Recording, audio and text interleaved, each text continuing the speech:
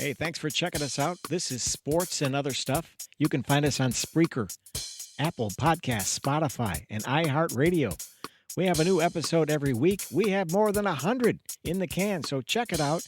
Thanks for being a part of it. Just subscribe. Thanks a million.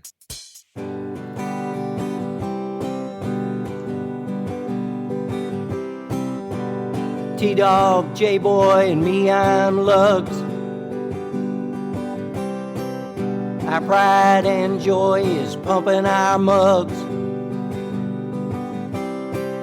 Be careful, kids, it could get rough.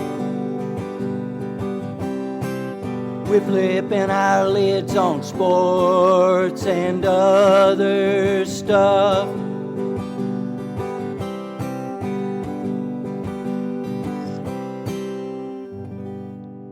Welcome to Sport Weasel Central. I'm Lugs. I'm J-Boy. And I'm T-Dog. Yes, sir. This is Sports and Other Stuff. How you doing, fellas? Hey, there's a new football league in town, the USFL. We'll talk about that. The 2022 NFL Draft is just days away, and we'll have some thoughts on that, too. And a little sports of yesteryear. Lugs, T-Dog, good to see you, boys. So a little fact here. Saturday's New Jersey-Birmingham USFL debut averaged 3 million viewers across NBC and Fox, making it, are you ready, the fifth largest audience for a spring football league since the days of the original XFL in 2001. Wow. So, Lugs, your thoughts on the USFL. Let's go. It was a good game. I caught the second half of that game. And that kicker who had missed a couple of kicks that were like gimmies had to come back and make that one great play to give them the victory. But I thought, by and large, it's no longer just a strange aberration. I thought it was legitimate football, and some of those guys probably will get their shot at the NFL. But I was impressed. My only thought about that is, after the Super Bowl, I kind of exhale football. You know what I mean? It's hard to pump back up for it. Well, it's been 2 months, man. Come on. I know, but it's kind of like I just need to wind down a little. But, yeah, I will continue to watch some of it, yes. How about you, Dog? What'd you think? Debut. I thought it was good. Kind of like what Lug said. It started with a bang, I guess, with the New Jersey Generals and the Stallions game was actually easily the best one, so it's best to start with that game. The other ones had moments. I guess the main takeaway is the presentation is good. Like a lot of the camera work is How about that good. drone on the replays? That little mini drone flying everywhere? That's pretty cool. Then I'll see. I'm okay with the drone, and they'll smooth it out. I think I think in time. I don't need a drone on extra point. I don't know what they're trying to do there. Like, let's make the extra point more exciting. It's like there's no reason. It's an extra point. Let's not try to make it look better. How about the minimal announcing? Minimal announcing. What'd you think? Well, and that's the other thing. I loved all the guys being mic'd up. Obviously, It's like NASCAR, wasn't it? It's like being in a NASCAR pit.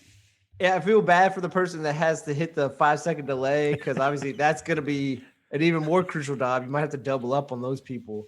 But it tries to immerse you in the game more. So that's the thing is like these are things I hope the NFL maybe steals or at least adds to, because that's what they did with the XFL. They stole the wire camera from it. And the camera on the field, the roving camera, at the breaks, they stole that from XFL too.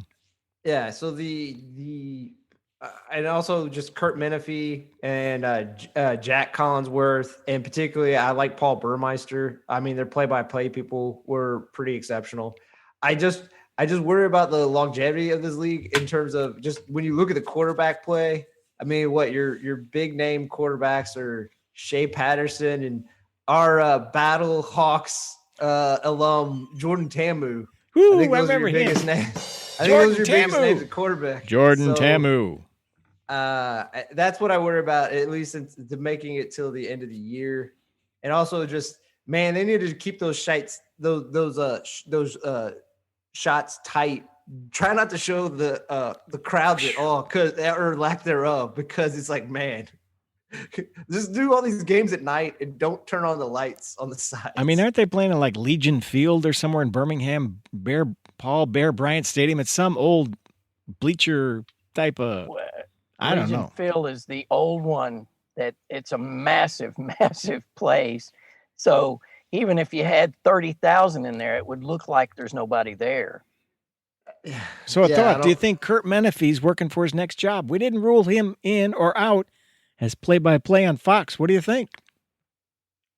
I mean, he can do it, but he probably makes less money if he did that. He probably makes more money being the traffic man. Cop. Yeah. Yeah. I kept popping between NBC and Fox. Right. The NBC audio was terrible.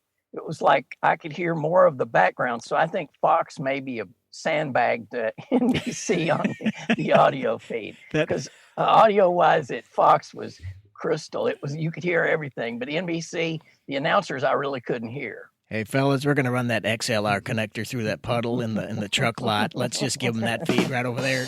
It don't hurt it. It won't hurt it. It sounded like an old 635A microphone up to a bad speaker, you know. So that's good. I didn't even notice that, but I did did have football. Oh yeah, I mean it's 3 million viewers. I mean that's as good as an NBA game will do on TNT or TBS, right? I'm pretty sure. So it was respectable. Even an NBA game that people are interested in, which are fewer and fewer.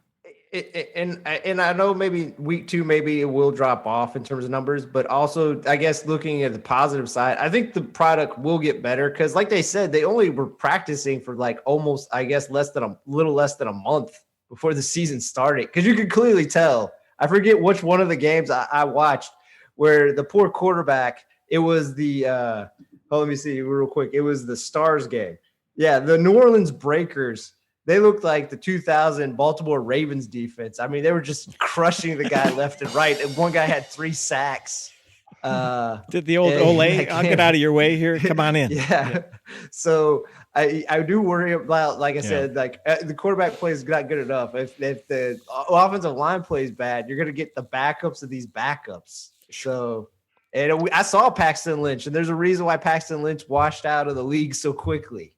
There he was. So that's what I worry about. But like I said, I'm happy to see it. Again, the presentation's good. Most of the uniforms are good, excluding the again, not to kill Philly. The Philadelphia Stars looks like if Ronald McDonald had a kid with Hulk Hogan. It's the ugliest uniform I've ever seen. Mustard, like bright yellow mustard with like red. It looks like something that just stayed the same from the USFL. They didn't modify it to today, and it looks terrible. And aren't the Generals the team the Globetrotters always beat up? The New Jersey Washington Generals. That was it. Yeah. Well, you know what? 10 weeks, 8 teams, right? Regular season. Yeah.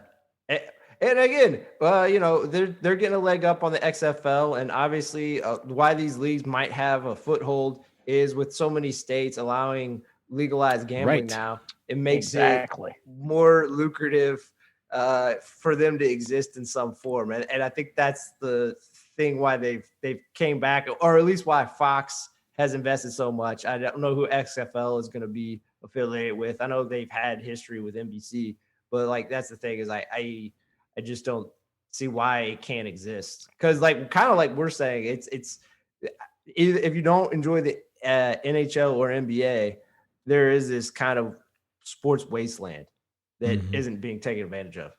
That's all. And is baseball playing or not, Lugs? I know you keep up on that.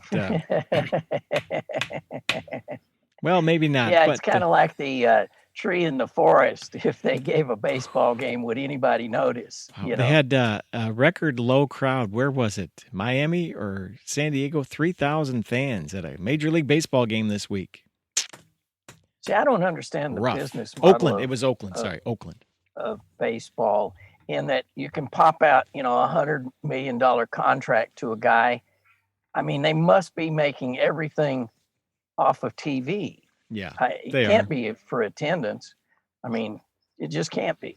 Well, it's a different game. It's all these regional networks that the teams own or operate or have a piece of. And now Bally Sports bought up a lot of Fox regional contracts, and they own all the like Cincinnati and Kansas City, places like that. So, all right. Okay, See, well, I was glad gonna say they're- my last thing on baseball is my theory is it's the little baseball helmets, hitting helmets with ice cream in them.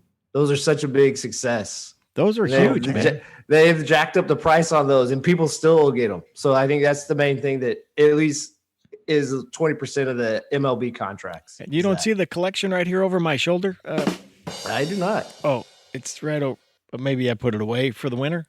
Okay. And let it be known that T-Dog's wearing a Birmingham Stallions sweatshirt tonight on the old podcast. Yes, sir. He's a homer if there ever was one.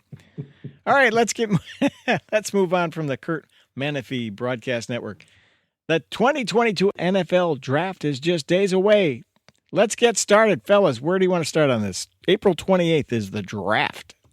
Well, I think wide receiver, it's like the golden age for wide receivers. There are lots of them. I guess the guys from Ohio State, Olave and Wilson, will be in the first round for sure. But they're just a ton of them. Mechie, Pickens, guys that, even Wan'Dale Robinson from Kentucky, I think, is in the top 20 in most of the pre-polls and stuff. So it's these guys should make some money. I don't know if they'll make the money that Kansas City will pay, but they'll make some money. Wide receivers, T-Dog, what do you say? What do you like? I like a lot of the names that Lug said. I do like, and again, I don't do this as acting like I'm a scout, because I'm not. I just watch. I'm not a scout. Players. I just watch players, and I'm just naming the players that I enjoy watching. So it's not so much who I think the best wide receiver is. It's my favorite to watch. And kind of going back to last year in the NFL, my favorite wide receiver to watch was Anquan Boldin. I mean, not Anquan Boldin, sorry. I did. I like watching old Anquan Boldin highlights. But besides old Anquan Boldin highlights, Debo Samuel. Yeah, Debo. Now, what's going to happen to him anyway? 49ers. What's going to happen to him? We'll get to that. Let's get to that afterwards. Let's get to that afterwards. Moving on. Let's go. Come on. So, the person who reminds me in certain ways of Debo, and I don't think he's ever going to be Debo, because I don't think he's as explosive as Debo.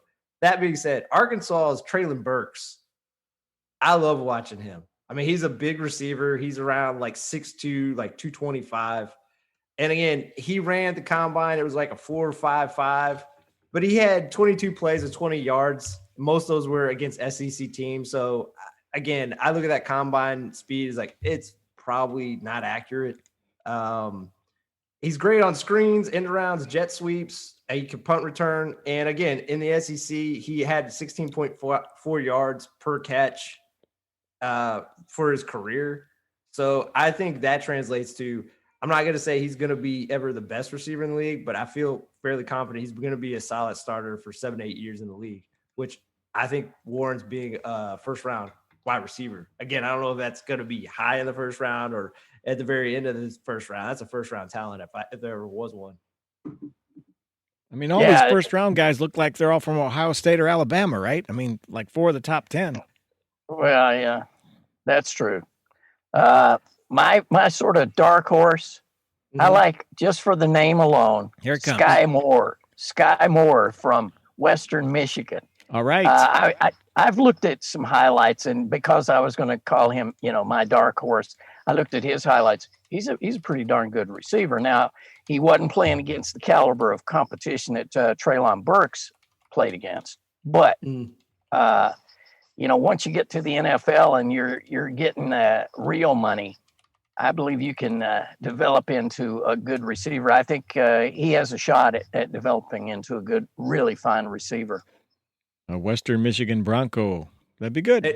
And again, he's 5'9", and he's 195 pounds, and he gets mostly compared to Golden Tate. And if he has Golden Tate's career, to be fair to what Lug says, I mean, again, he was never anyone being like, oh, Golden Tate, one of the best receivers in the league. He had a great career. So if you end up getting him in the Sky Moore in the second round, you should be happy.